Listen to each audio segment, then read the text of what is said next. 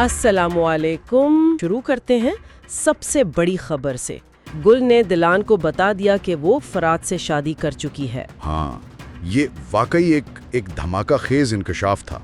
उसने जैसे कहा, मैं फरात से शादी कर चुकी हूँ। निकाह रजिस्ट्रेशन ऑफिस गए थे। हाँ। हम दोनों ने साइन किया और शादी कर ली। मतलब ये तो किसी ने सोचा भी नहीं होगा। अच्छा, एक तरफ ये गिल और फिरात का मामला है, तो दूसरी तरफ बारान और दिलान के बीच भी कुछ चल रहा है। हाँ, वहाँ भी एक नई कश्मकश है। बारान ने दिलान को एक अहम मीटिंग में जाने से रोका है, हिफाजती खदशात की वजह से। उसने कहा ना, तुम इस मीटिंग में नहीं जाओगी, लेकिन दिलान के लिए ये काबिल कबूल नहीं है। बिल्कुल नहीं। तो खुलासा ये है कि किस 299 में बहुत कुछ हुआ।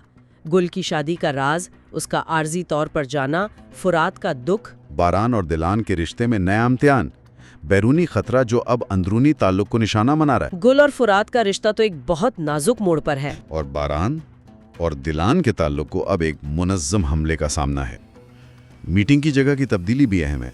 तो आखिर में ये सवाल रह जाता है कि दुश्मन आखिर दिलान को कैसे निशाना बनाएंगे? क्या वो उसके माजी से कुछ निकालेंगे या उसके हाल से?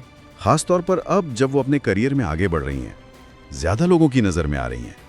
कौन सी कमजोरी हो सकती है? ये तो अब अगली किस्तों में ही पता चलेगा।